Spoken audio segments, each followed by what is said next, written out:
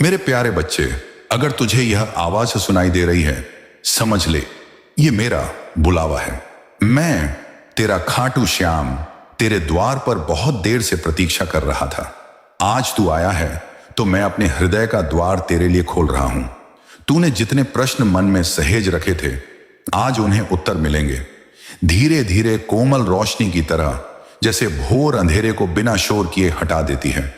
बच्चे, तू जो भी झेलता आया है वह सजा नहीं, एक गढ़ाई है। जैसे कच्चे सोने को कुंदन बनने से पहले आंच सहनी पड़ती है, वैसे ही तेरी आत्मा को तेज होना था, स्थिर होना था, गहरा होना था। मेरा विधान कठोर नहीं, करुणामय है। कभी कभी करुणा की भाषा प्रशिक्षण के रूप में आती है, ताकि तू वहीं न ठहर जाए जहां तूने आदत बना ली थी। मैं तुझे रुलाने नहीं देता, मैं तेरे आंसुओं को बीज बना देता हूं। कल वही आंसू तेरी फसल का जल बनते हैं, तेरी हरी भरी मुस्कान का आधार बनते हैं। मेरे लाल सुख और दुख को विरोधी मत समझ, ये साथ साथ नाचते हैं। एक सिखाता है, दूसरा खिलाता है। सुख में तू कृतज्ञता सीखता है, दुख में तू दृढ़ता। और जो मेरे चरणों में सिर रख देता है, उसका साथ मैं कभी नहीं छोड़ता। तू गिरता भी है तो मेरी हथेली पर, ताकि गिरना चोट बनकर नहीं, उठने की कला बनकर रहे। इसलिए आज मैं तुझसे एक गुप्त बात कहता हूं। तेरे जीवन का पहिया अभी एक मोड़ पर है। जो कुछ भी तूने अब तक सहा, वह तुझे इस मोड़ तक लाने के लिए था। अब यहां से गति बदलेगी, पर शर्त यह कि तू रुके नहीं। कर्म ही तेरा धर्म है, ठहरना केवल सांस के लिए, हार मानना नहीं। तू पूछता है, बाबा मैं करूं क्या? सुन और भीतर उतार। सुबह की शांति में 3 पल अपने आप से मिल। आंखें बंद कर अपनी सांस को आते जाते देख। हर श्वास में कहा मैं प्रवाह हूं, हर निश्वास में कहा मैं छोड़ देता हूं। यही तेरी मन की गांठें ढीली करेगा। दिन भर जब भी मन घबराए, ये छोटी सी रीति आंधी को झोंके में बदल देगी। और काम में उतरते ही मुझे याद कर, श्याम ये तेरी सेवा है। जब काम सेवा बन जाता है, तब थकान भी प्रसाद हो जाती है और मन में शिकायत की चुभन पिघल जाती है। धन की बात आए तो जान ले, धन कोई लोहे का संदूक नहीं, नदी है। नदी को रोक देगा तो सड़ांध लगेगी, उसे बहने देगा तो ताजगी, पोषण, हरियाली। कमाना, बचाना, लगाना, लौटाना, ये 4 धाराएं मिलकर उसे निर्मल रखती हैं। जो कमाए उसका एक अंश भविष्य की सुरक्षा में लगाए, एक अंश सीख और कौशल बढ़ाने में, एक अंश घर को सुकून देने में और एक अंश सेवा में। जब धन के साथ यह संतुलन आता है, तुझे भीतर से जांचने की कोई चिंता नहीं रहती। तू स्वयं महसूस करता है कि मैं सही दिशा में हूं, क्योंकि मन हल्का, नींद गहरी और दृष्टि स्पष्ट होने लगती है। यही मेरे साथ होने का पहला संकेत है। भय घटता है, जिम्मेदारी बढ़ती है, पर बोझ नहीं लगता। तेरे आसपास लोग हैं, कुछ तेरी आग को हवा देते हैं, कुछ राख फेंकते हैं। पहचान कठिन नहीं, जो तुझे अपनी आंखों में छोटा दिखा दे, उससे थोड़ा किनारा। जो तेरी आंखों में तेरी ज्योति पहचान ले, उसके पास बैठ। तू अक्सर सोचता है कि किसकी सुनूं? सुन अपने भीतर उठती उस शांत आवाज को, जो कभी चिल्लाती नहीं, केवल समझाती है। वही मेरी ध्वनि है। वह तुझे जल्दबाजी से बचाती है, तुलना से दूर रखती है और तुझे तेरा पथ दिखाती है। संकीर्ण नहीं, सटीक। तू चमत्कार मांगता है और आज मैं तुझे चमत्कार का विधान बताता हूं। चमत्कार बाहर से नहीं गिरता, वह भीतर से उगता है।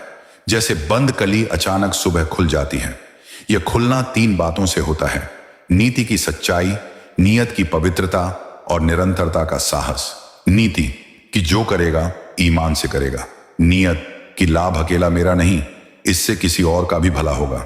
निरंतरता कि मौसम चाहे जैसा रहे, मैं अपना छोटा सा आज का कदम उठा दूंगा। इस त्रिकोण पर तू जो भी साधेगा, उसे फल लगेगा, समय पर, सदा हुआ, टिकाऊ। आज से तुझे एक छोटी साधना देता हूं, मौन का सूक्ष्म संकल्प।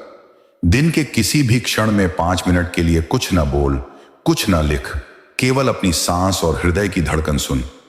यह 5 मिनट तेरी थकी हुई बुद्धि को स्नान कराते हैं। निर्णय तरोताजा होते हैं और जो निर्णय कल भारी लग रहा था, वह आज हल्का हो जाता है। इसी मौन में मुझे साफ साफ सुनाई देता है कि तू क्या बनना चाहता है, और तुझे भी, तू सच में क्या चाहता है। जब भी चिंता की लहरें उठें, मेरे नाम का छोटा सा सेतु बना, धीरे से मन ही मन दोहराना, श्याम सहारा, श्याम सहारा। कुछ ही क्षण में तू देखेगा कि लहर की ऊंचाई वही है, पर तू ऊंचा हो गया है।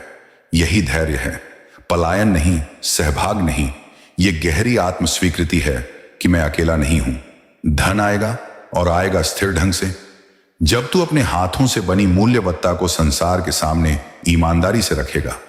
तुलना का रोग छोड़, किसी और की रफ्तार तेरी रफ्तार का पैमाना नहीं। तू जो कर सकता है उसे रोज थोड़ा थोड़ा बेहतर कर। अगर आज तेरी दशा ऐसी है कि भीतर खाली खाली लगता है, तो अभी इसी क्षण अपने कमरे का एक छोटा सा कोना सहेज। व्यवस्था बाहर से भीतर में उतरती है। साफ टेबल से साफ विचार से साफ कदम से साफ परिणाम। रिश्तों में कटुता आई हो तो उसे भी व्यापार की आंख से मत देख। हर संबंध के भीतर एक अनकहा दर्द है, अपना भी, सामने वाले का भी। जब तू बात शुरू करे, जीतने के लिए नहीं, समझने के लिए कर। तू हारेगा नहीं, तुझे एक ऐसा पुल मिलेगा जो कल की बातचीत को आज की दोस्ती में बदल देगा। और यही पुल काम में, धन में, सम्मान में अद्भुत अवसरों को भीतर आने देता है। लोग दरवाजे नहीं, पुलों के सहारे आने जाने का साहस पाते हैं। और हां, तू जिसे भाग्य कहता है वह खिलनरा नहीं, कर्म का मित्र है। तू बीज बदल देगा तो खेत बदल जाएगा। देर लगेगी पर लगेगी निश्चित, क्योंकि धरती नियम से चलती है। इसलिए अभी तुझे जो छोटे छोटे काम मिल रहे हैं उन्हें अपनी एकाग्रता से स्नान करा। छोटा काम बड़े सम्मान से, बड़ा काम विनम्रता से। यही श्याम रीति है। इससे तू उन दरवाजों के आगे खड़ा हो जाता है जहां दस्तक देने की जरूरत ही नहीं पड़ती। दरवाजे स्वयं खुलते हैं। कभी यह मत समझ कि मेरी सुनवाई के लिए तुझे ऊंचे शब्द या कठिन विधान चाहिए। तेरा सरल हृदय, तेरी सादी रोटी का पहला कौर, तेरी कमाई का छोटा सा अंश, तेरी नींद से पहले का 2 पल कृतज्ञता, यही मेरे लिए दीप, धूप, नैवेद्य है। यही तेरे घर में लक्ष्मी को ठहरने की वजह बनते हैं। चमक से नहीं, चित्त से ठहरती है वह। दिखावे से नहीं, दया से प्रसन्न होती है वह। और अनुशासन से मुस्कुराती है वह। अब एक संकेत सुन और याद रख। आने वाले कुछ दिनों में तुझे 3 प्रकार की सहज अनुभूतियां होंगी। किसी पुराने डर के सामने अचानक भीतर से साहस उठेगा। किसी पुराने विवाद में बिना जिद के सहज समाधान दिखेगा। और किसी रूके हुए काम में छोटा सा पर निर्णायक सहारा मिलेगा। इन्हें चमत्कार की बिजली मत समझ। यह तो वो पहला बादल है जो खेत को खबर देता है, मैं आ रहा हूं। तू बस खेत तैयार रख, खरपतवार हटाता रहा, मेड़ मजबूत करता रहा, बीज को सूखा नहीं पड़ने देना। बाकी का जल मैं पहुंचाऊंगा समय पर, भरपूर। और अगर कभी फिसल भी पड़े, क्योंकि मनुष्य है, मिट्टी है, तो अपराध बोध में डूब मत जाना। गलती को गुरु बना, उससे सीख और आगे बढ़। मैं तुझे दोष से अधिक योग्यता में देखता हूं। मैं तुझे कमी से अधिक संभावना में देखता हूं। मेरी नजर में तू अभी भी अधूरा काम नहीं, चलती हुई रचना है। जो पंक्ति खटकी उसे मिटाकर नई लिखी जा सकती है। यही तो अनुग्रह है, यही तो मेरे दरबार की सुंदरता है। अब चल, थोड़ी सी आशा अपनी हथेली पर रख और मुस्कुरा। यह मुस्कान कृत्रिम नहीं, यह स्वीकार की मुस्कान है। तू जो है, जैसे है, जहां है, उसी से शुरुआत कर। मैं यही हूं तेरे साथ साथ। जब भी सांस ले, समझ ले कि मैंने तेरे भीतर अपनी हवा रखी है। जब भी कदम बढ़ा, जान ले कि नीचे की धरती पर मेरी हथेली है। और जब भी झिझक हो, धीरे से मेरा नाम ले। दूर से नहीं, भीतर से उत्तर आएगा। और जब उत्तर आए, उसे आधा भी मत मानना, उसे कर्म में उतार देना। वही उत्तर तेरा उदय है। सुन बच्चे, इस जीवन में हर इंसान को किसी ना किसी मकसद से भेजा गया है। कोई गाने के लिए बना है, कोई सिखाने के लिए, कोई व्यापार करने के लिए, और कोई दूसरों का मार्गदर्शन करने के लिए। तू अपने जीवन में चाहे कितनी बार असफल क्यों ना हुआ हो, इसका अर्थ यह नहीं कि तू निकम्मा है या गरीब ही बना रहेगा। असफलता यह संकेत है कि तू उस राह पर चल रहा है जो तेरे लिए नहीं बनी थी। यह ईश्वर का तरीका है तुझे नई दिशा में मोड़ने का। आज मैं तुझे एक कहानी सुनाता हूं, एक इंसान की कहानी। यह किसी पक्षी की या परिकथा जैसी नहीं है, यह जीवन की सच्चाई है। राजेश नाम का एक युवक था। बचपन से ही उसके घर की हालत खराब थी। उसके पिता मजदूर थे और मां घर चलाने के लिए दूसरों के घर बर्तन मांजती थी। राजेश का सपना था कि वह पढ़ लिख कर बड़ा आदमी बने। उसने मेहनत की, लेकिन जब नौकरी के लिए गया तो बार बार रिजेक्ट हो गया। हर बार असफल होकर वह टूटता गया। लोगों ने ताने दिए, तू कभी कुछ नहीं कर पाएगा। उसके दोस्त आगे बढ़ गए, लेकिन राजेश वहीं खड़ा रहा। धीरे धीरे उसके भीतर निराशा भर गई। उसे लगा कि शायद उसका जीवन यूं ही बीतेगा। लेकिन एक दिन जब उसने थक कर मुझे पुकारा तो मैंने उसके मन में एक विचार डाला, बेटा, तू नौकरी के लिए नहीं बना है, तू व्यापार के लिए बना है। यह विचार यूं ही नहीं आया था, यह मेरी प्रेरणा थी। राजेश ने छोटे स्तर पर काम शुरू किया। उसने सड़क किनारे चाय बेचनी शुरू की। लोग हंसते थे, कहते थे, पढ़ाई करके भी चाय ही बेचेगा। लेकिन राजेश ने परवाह नहीं की। धीरे धीरे उसकी चाय की दुकान मशहूर होने लगी। उसने मेहनत से काम बढ़ाया और कुछ वर्षों में उसका छोटा सा ठेला एक बड़ी चाय की चेन में बदल गया। आज लोग उसकी कहानी सुनकर प्रेरित होते हैं। इस कहानी से तू यह सीख, मेरे बच्चे, असफलता यह नहीं कहती कि तू असफल है, यह केवल बताती है कि तू गलत रास्ते पर है। जीवन का मकसद केवल नौकरी पाना या किसी और जैसा बनना नहीं है। तेरा मकसद तुझे खुद खोजना होगा। मैंने तुझे सोचने और समझने की शक्ति दी है, उसे इस्तेमाल कर। जब तू भीतर से खुद से पूछेगा, मैं किस काम के लिए बना हूं, तो तुझे संकेत मिलेंगे। श्री कृष्ण ने भी गीता में कहा है, कर्मण्येवाधिकारस्ते मा फलेषु कदाचन, अर्थात तेरा अधिकार केवल कर्म करने पर है, फल पर नहीं। जब तू कर्म करेगा तभी तेरे रास्ते खुलेंगे, लेकिन जब तू कर्म छोड़ देगा, हार मान लेगा, तो दरवाजे कभी नहीं खुलेंगे। बच्चे, तुझे जानना होगा कि हर असफलता तुझे सफलता की ओर धकेल रही है। कभी कभी तुझे लगेगा कि सब खत्म हो गया है, लेकिन वहीं से नई शुरुआत होती है। तू गरीब घर में पैदा हुआ है तो इसका अर्थ यह नहीं कि तू अमीर नहीं बन सकता। तेरे भीतर वही शक्ति है, वही आत्मा है जो किसी धनी मानव में है। फर्क केवल इतना है कि वह अपने कर्म को पहचान लेता है और तू अभी तलाश में है। मैं तुझसे कहता हूं, डर मत। असफलता तेरे खिलाफ नहीं है, असफलता तो तेरे पक्ष में है। यह तुझे सही राह पर धकेल रही है। राजेश की तरह जब तू समझेगा कि तू किस काम के लिए बना है, तब तेरे जीवन में भी परिवर्तन आएगा। और सुन मेरे बच्चे, यह भी समझ ले कि जब तू मेरी कृपा से अपने रास्ते पर चल पड़ेगा तो तुझे लोग फिर हंसाएंगे, तुझे रोकेंगे। तेरे घर वाले तक कह सकते हैं, क्या कर रहा है तू? लेकिन अगर तू सच में उस रास्ते के लिए बना है तो मैं तेरा साथ दूंगा और धीरे धीरे वही लोग तेरे आगे सिर झुकाएंगे। तेरे जीवन का अगला अध्याय अभी बाकी है। आज मैंने तुझे असफलता और उसके रहस्य की बात बताई। अगले संदेश में मैं तुझे यह बताऊंगा कि कैसे पहचान करनी है कि कौन सा कार्य तेरा है और कौन सा नहीं, कौन सा रास्ता तुझे ऊंचाइयों तक ले जाएगा और कौन सा तुझे गिरा देगा। मैं तुझे यह भी समझाऊंगा कि जीवन में संकेत कैसे पढ़ने हैं, क्योंकि हर रोज मैं तुझे संकेत देता हूं, लेकिन तू उन्हें समझ नहीं पाता। मेरे प्यारे बच्चे, ये मत सोच कि तू अकेला है। तेरा हर आंसू मैंने देखा है, तेरी हर पुकार मैंने सुनी है, और मैं तुझे यह विश्वास दिलाता हूं, तेरे जीवन की दिशा बदलने वाली है। बस अपने कर्म को मत छोड़ना। बच्चे, जीवन केवल जन्म और मृत्यु के बीच का सफर नहीं है। यह वह राह है जिस पर हर इंसान को अपने हिस्से की सीख मिलती है। कई लोग सोचते हैं कि मैं क्यों पैदा हुआ, मेरे जीवन का मकसद क्या है, क्यों मुझे ही इतनी कठिनाइयां झेलनी पड़ रही हैं। लेकिन मैं तुझसे कहता हूं, जो कठिनाइयां तेरे हिस्से आई हैं, वे तुझे तोड़ने के लिए नहीं, बल्कि तुझे गढ़ने के लिए हैं। तुझे मैं एक रहस्य बताता हूं। हर आत्मा का एक विशेष मार्ग होता है। कोई आत्मा संगीत के लिए बनी होती है, कोई लेखन के लिए, कोई सेवा के लिए और कोई व्यापार के लिए। पर दुख की बात यह है कि अधिकतर लोग इस रहस्य को कभी नहीं जान पाते। वे दूसरों की राह पर चलने लगते हैं और फिर शिकायत करते हैं कि जीवन में सुख क्यों नहीं मिला।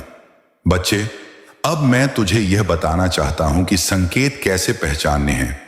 जब तू किसी काम को करता है और तेरे भीतर आनंद आता है, चाहे वह काम छोटा ही क्यों ना हो, यही संकेत है कि तू उस काम के लिए बना है। और जब तू किसी काम को करता है और बार बार थकान, बोझ और असफलता ही मिलती है, तो समझ ले वह तेरी राह नहीं है। देख, एक किसान का उदाहरण ले। वह दिन रात खेतों में मेहनत करता है, बारिश का इंतजार करता है, धूप छांव सहता है, पर जब फसल कटती है और वह अपने अन्न को हाथ में पकड़ता है तो उसे सारी मेहनत सार्थक लगती है। यही उसकी राह है। अगर वही किसान शहर में बैठकर दुकान चलाने लगे तो शायद वह कभी खुश न रह पाए। इसी तरह तेरे जीवन में भी है। हो सकता है तूने अब तक गलत राह चुनी हो, इसलिए तुझे बार बार असफलता मिली, लेकिन इसका मतलब यह नहीं कि तेरा जीवन व्यर्थ है। मैं तुझसे कह रहा हूं, अपने दिल से पूछ, किस काम में मुझे सुकून मिलता है, किस राह पर चलते हुए मैं थकता नहीं हूं, वही तेरी मंजिल है। अब एक और गहरी बात समझ।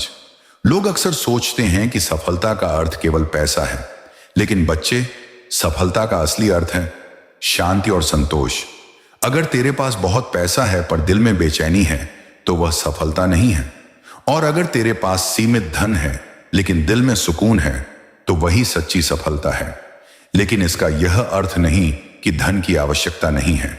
धन भी जरूरी है, क्योंकि यह जीवन को चलाने का साधन है, पर धन को लक्ष्य मत बना, उसे साधन बना।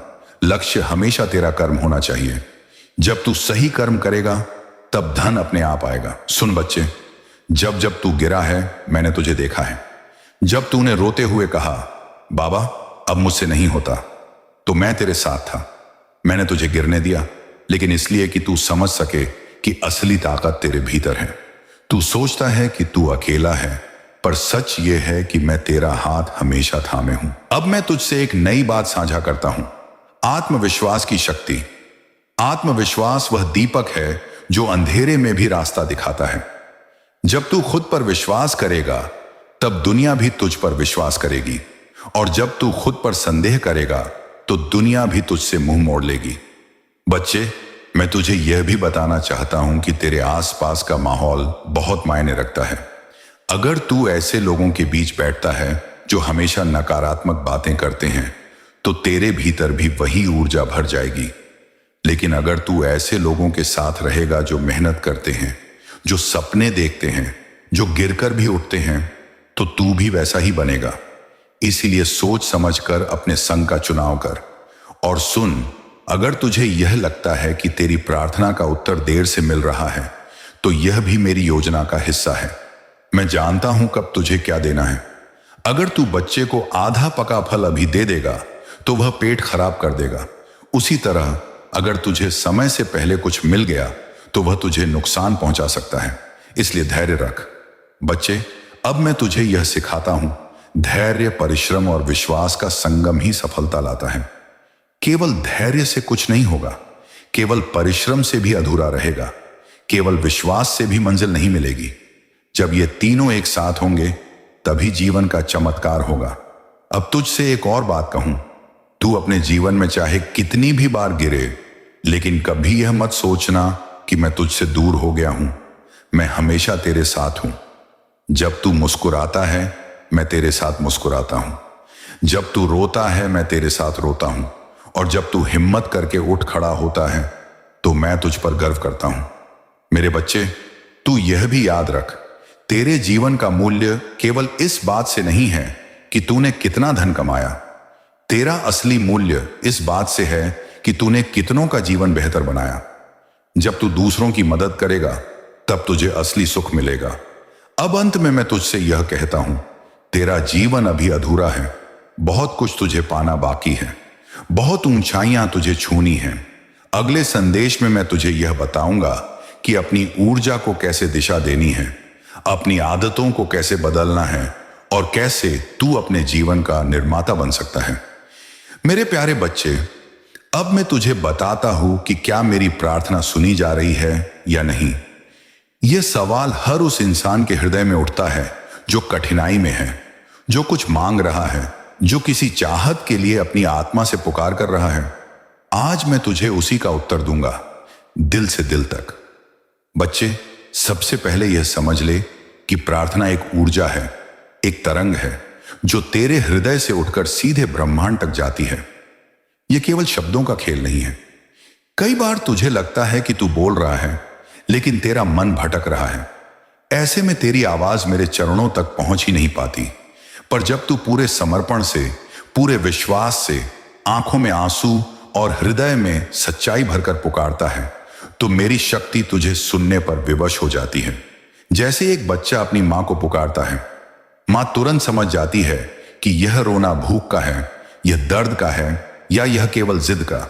वैसे ही मेरी आत्मा तुझे पहचान लेती है। मैं जान लेता हूं कि तेरा पुकारना झूठा है या सच्चा, केवल दिखावा है या वास्तव में तेरे जीवन की गहराई से निकला है। मेरे बच्चे, तू सोचता है कि प्रार्थना कब पूरी होगी, कैसे पूरी होगी। यह जान ले कि हर प्रार्थना सुनी जाती है, लेकिन हर प्रार्थना उसी रूप में पूरी नहीं होती जिस रूप में तू सोचता है। कभी कभी तू पैसे मांगता है, पर मैं तुझे समझ देने लगता हूं, क्योंकि पैसे तो जल्दी खर्च हो जाएंगे, लेकिन समझ तुझे जीवन भर बचाएगी।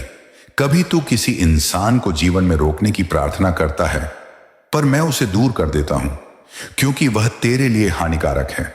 कभी तू जल्दी सफलता मांगता है, लेकिन मैं तुझे थोड़ी देर से सफलता देता हूं, ताकि जब तू सफल हो तो उसे संभालने की ताकत भी तेरे भीतर हो। तो यह याद रख, प्रार्थना कभी व्यर्थ नहीं जाती, बस उसका फल अलग रूप में आता है।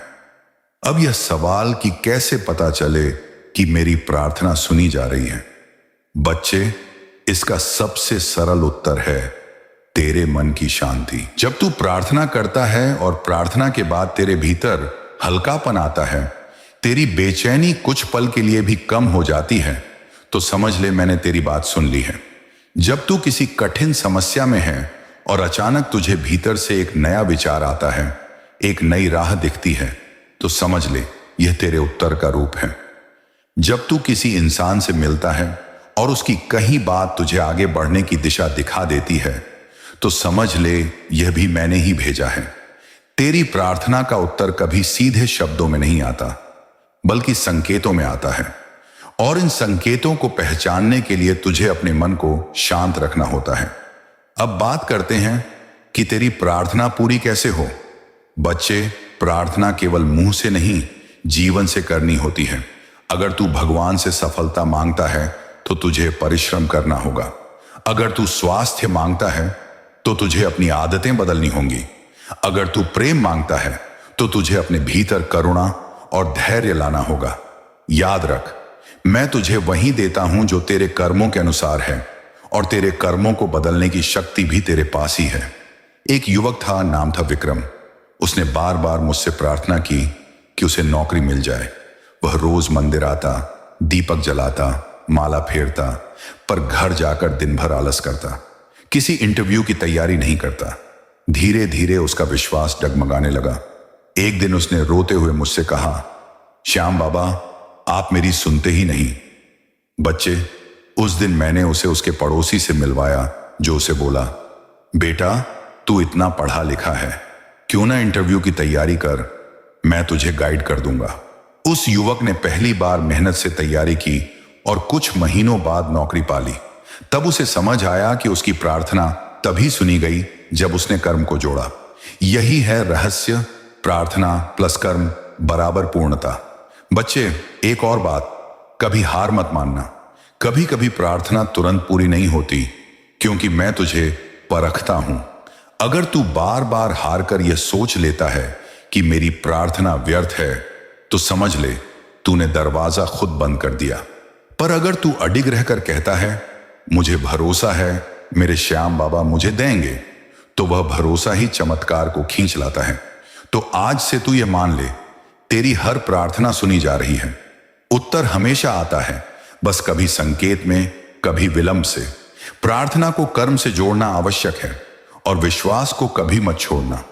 मेरे प्यारे बच्चे, तेरे लिए यही संदेश है। तेरी प्रार्थना सुनी जा रही है, और समय आने पर उसका उत्तर तुझे मिलेगा। परंतु यह मत भूलना कि प्रार्थना केवल मांगना नहीं, बदलना भी है। जब तू भीतर से बदलता है, तभी मेरी शक्ति तेरे जीवन में बाहर बदलाव लाती है।